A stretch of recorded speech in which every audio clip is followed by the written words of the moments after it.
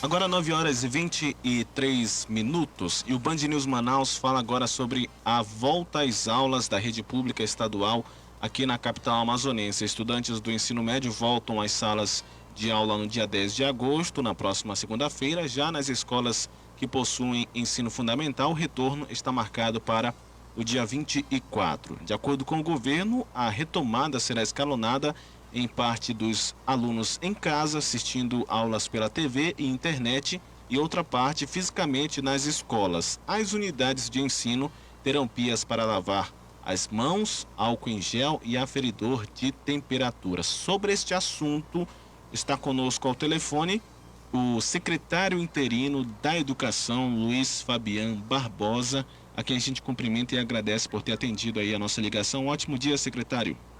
Bom dia, Arthur. Bom dia, Samara. Bom dia a todos que nos acompanham.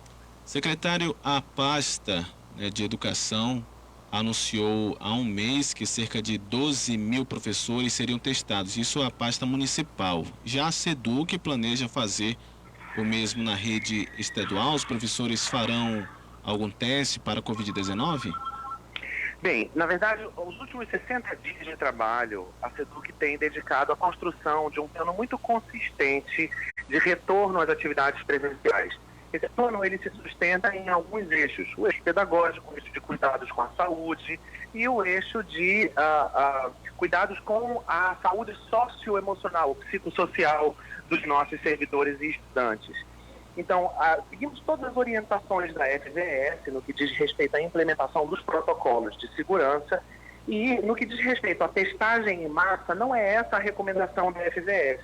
Por outro lado, diferente dos professores do município, os professores do estado têm um plano de saúde particular, que acho que são a única rede estadual no Brasil que tem plano de saúde para os seus professores, e o que foi pactuado com a operadora do plano de saúde dos profissionais da educação no Amazonas é que qualquer um deles poderá ser atendido no pronto atendimento por um médico, e se o médico ali compreender que há uma recomendação para que ele seja testado, ele fará o exame, e não será o teste rápido, fará o exame PCR, o teste PCR, para a verificação da presença do vírus no organismo, sem a necessidade de qualquer pré-autorização, qualquer burocracia para isso.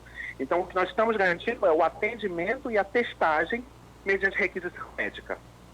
Secretário, o Sinteam, Sindicato dos Trabalhadores em Educação, entrou na Justiça contra a retomada das aulas. O sindicato diz que as escolas não estão preparadas para esse retorno. Qual é o posicionamento da SEDUC em relação a isso? Bem, o sindicato está equivocado. Nós temos 123 escolas que vão iniciar no dia 10 de agosto. Inclusive, anteontem, na terça-feira, nós fizemos uma visita que foi proposta pela Comissão de Educação da Assembleia Legislativa, por meio dos deputados Terezinha Ruiz e Sinésio Campos. Eles escolheram aleatoriamente duas escolas, uma na Zona Norte e uma na Zona Leste, para serem visitadas. O sindicato acompanhou essa visita e pôde verificar em loco que uma das escolas já estava totalmente preparada para esse retorno e a outra estava com uma equipe trabalhando já em fase final de adequação. Nós fizemos um investimento muito grande, mais de 10 milhões de reais, para adequar a estrutura física dessas 123 escolas e para a aquisição de equipamentos de proteção individual para distribuição para os nossos alunos e nossos professores. Ou seja, isso são viseiras, são máscaras, todo o equipamento, são instalação de pia, álcool em gel, demarcação do chão, né? Estamos instalando pias nas entradas e nas áreas de refeitório de todas as escolas. E junto a essas pias, nós teremos dispensadores de sabonete líquido, papel toalha.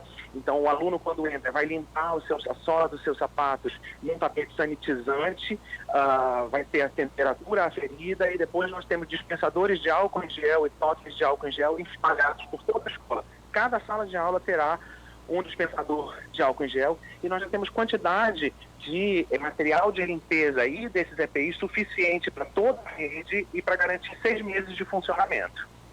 Secretário, o sindicato ele diz uma coisa, né? Diz que a categoria não aceita e que os professores não aceitam. Por parte da secretaria, os professores têm aceitado bem essa decisão? Como é que vocês têm conversado aí? Sim, nós fizemos uma ampla pesquisa que promoveu a escuta de mais de 80 mil pessoas há cerca de 1 mês e meio. Dentre essas pessoas que foram escutadas, que responderam a essa pesquisa, nós temos aí pais de alunos e servidores da educação. A informação que nós podemos colher é que 82% dos pais e 97% dos professores que responderam à pesquisa, nós tivemos 9 mil professores que responderam à pesquisa, concordam com o retorno, desde que no modelo híbrido, com as turmas divididas em 2 grupos e com a disponibilização pela Secretaria de Educação dos EPIs necessários e recomendados pela SGS. Então, nossas visitas às escolas, nossas conversas com os professores apontam um sentido contrário, de que eles querem efetivamente o retorno. A verdade é que algumas pessoas ainda estão temerosas. E para essas pessoas que estão temerosas, o que nós temos recomendado é que visitem a sua escola, verifiquem ali as condições que nós disponibilizamos para a proteção dos alunos, para a proteção dos professores. Nosso maior objetivo agora é salvaguardar o bem-estar e a vida de todos. Mas nós precisamos caminhar para uma normalidade. Anteontem, o secretário-geral da ONU recomendou que as escolas no mundo retornassem assim que os índices de transmissão reduzissem e estivessem estáveis, o que é o caso de Manaus, sob pena de nós sofrermos uma grande, o que ele chamou de revolução geracional global. Então seria um prejuízo enorme. Nós precisamos, é dever do Estado, oferecer educação universal com equidade a todos. Há 60 mil alunos hoje estudando há 30 dias na rede privada, sem que um único caso de Covid tenha sido notificado à SGS dentro de ambiente escolar. Isso não está sendo noticiado. As pessoas precisam perceber que a normalidade, nós já estamos caminhando para a normalidade, mas nós não podemos nos descuidar dos cuidados com a saúde. Certo. Secretário, como é que fica a situação que ontem o Asprom Sindical tentou mais uma vez conversar com o governador, não foram atendidos e ontem mesmo deflagraram greve. Como é que fica essa situação? Bem, a informação que nós temos, primeiro é bom que se diga que há 2 semanas eu pessoalmente recebi em 2 reuniões distintas o Sinteam e a Asprom. Nós apresentamos detalhadamente o plano de retorno, pedimos que eles expusessem as suas sugestões, nós incorporamos as sugestões deles ao plano e fomos surpreendidos essa semana com esse posicionamento. De fato, eles pediram uma agenda com o governador e o governador encaminhou a mim para que os recebesse, mas eles não quiseram conversar ou serem atendidos por mim e preferiram, numa assembleia com cerca de 40 professores, deflagrar um processo de greve que eu entendo ilegítimo, porque o nosso universo são 20 mil professores, 97% deles quer o retorno. É isso. E como é que fica a questão do interior do estado? Na época da divulgação não foi falado sobre a programação no interior do estado, apenas para a capital. Como é que está sendo essa programação? Esse é o tamanho da nossa responsabilidade. Nós, enquanto educadores, gostaríamos que todos retornassem, capital e interior, mas infelizmente nós não temos ainda o aval das autoridades legítimas de saúde no nosso estado para o retorno no interior. Então nós estamos planejando esse retorno,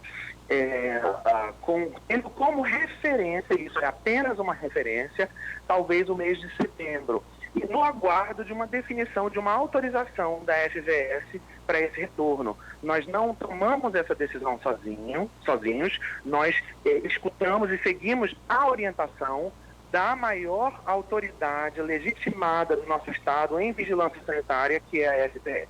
Os especialistas são eles. E se eles dizem que nós podemos retornar seguindo os protocolos, então nós estamos prontos para retornar e precisamos cuidar de garantir que os protocolos sejam implementados e que haja material suficiente para garantir o bem-estar de todos. Nós não podemos permitir que se aumente a desigualdade entre alunos da rede pública e da rede privada. Quanto antes nós retornarmos, antes nós estaremos combatendo essa desigualdade. São 9h34, estamos conversando com o secretário interino de Educação do Estado do Amazonas, Luiz Fabian Barbosa. Secretário, já tem educadores aqui perguntando como é que fica o grupo de risco dos educadores.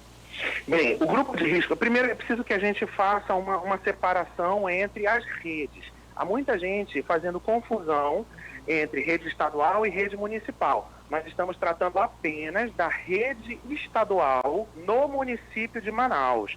Não há ainda por parte da Prefeitura de Manaus uma data prevista para o retorno. Nós já começamos há cerca de 3 semanas a identificar os professores que têm, os trabalhadores da educação que têm recomendação médica para o não retorno, aqueles que já se apresentaram como portadores de comorbidades e apresentaram um laudo médico respaldando o seu afastamento, estarão em casa de home office e serão substituídos por outros professores em suas salas de aula. Então isso já foi feito. A mesma regra para os alunos. Alunos que têm recomendação médica para não retornar deverão apresentar essa recomendação médica à escola e terão um tratamento diferenciado, receberão um plano de estudos e um guia de estudos que deverá ser seguido em casa e acompanhando as aulas remotas também, terão datas específicas para avaliação e momentos diferenciados do restante da sua turma. Secretário, eu vou insistir na questão do interior do estado, porque tem chegado aqui algumas mensagens dos nossos ouvintes. Um deles, eu acho que é professor e não quer se identificar, diz que no interior, né, o senhor falou há pouco, que existe a possibilidade de começar em setembro. Ainda preciso do aval da Fundação de Vigilância em Saúde e desse planejamento. Mas, tendo voltado no interior do estado, seria desse sistema híbrido ou somente presencial? Porque existe uma outra dificuldade, a questão tanto da logística quanto da internet, que no interior é bem complicado essa questão da comunicação, inclusive. Como é que ficaria isso?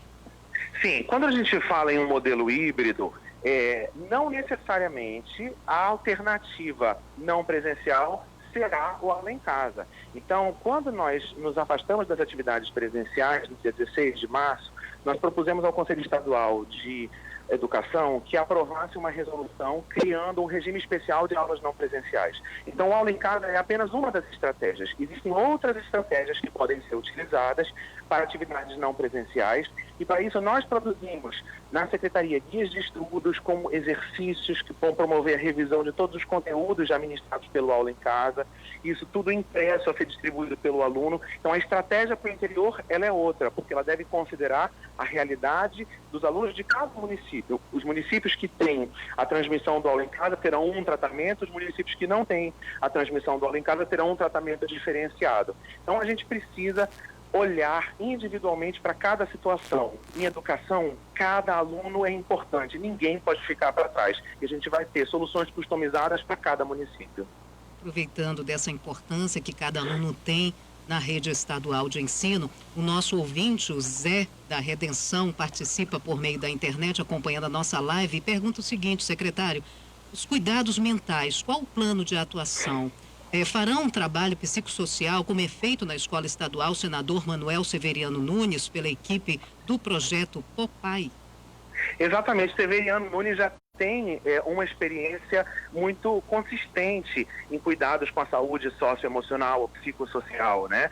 Nós iniciamos esse trabalho com a formação dos nossos professores e demais trabalhadores da educação, quando nós oferecemos, na semana passada, uma formação chamada Jornada das Emoções. Então, a gente precisa primeiro oferecer o suporte e o apoio socioemocional aos nossos servidores para que eles possam dar o atendimento adequado aos nossos alunos. Então, começamos esse trabalho com os trabalhadores da educação por meio de uma formação à distância de qualidade ímpar. E o objetivo dessa formação é dotar os nossos trabalhadores da educação de competências de autorregulação e autocontrole para que eles possam conseguir encontrar o equilíbrio emocional necessário para dar o suporte para os alunos. Quando do início das atividades, nós teremos psicólogos e assistentes sociais nas escolas para ministrarem palestras e conduzirem grupos de conversa, rodadas de diálogo com alunos, também no sentido de oferecer esse apoio psicológico. Veja, nós não estamos falando aqui em clinicar ou em fazer atendimento individualizado. São palestras para dotar os alunos de estratégias de autorregulação para criar um ambiente adequado para que a aprendizagem possa voltar a acontecer. Secretário, surgiu aqui uma outra questão do nosso ouvinte, perguntando como é que vai ser esse planejamento para a comunidade indígena, né? Porque existe algumas escolas da rede estadual em que indígenas estudam, né? Se eu não me engano, são do grupo de risco, né? Existe um trabalho, uma orientação em relação a esse grupo?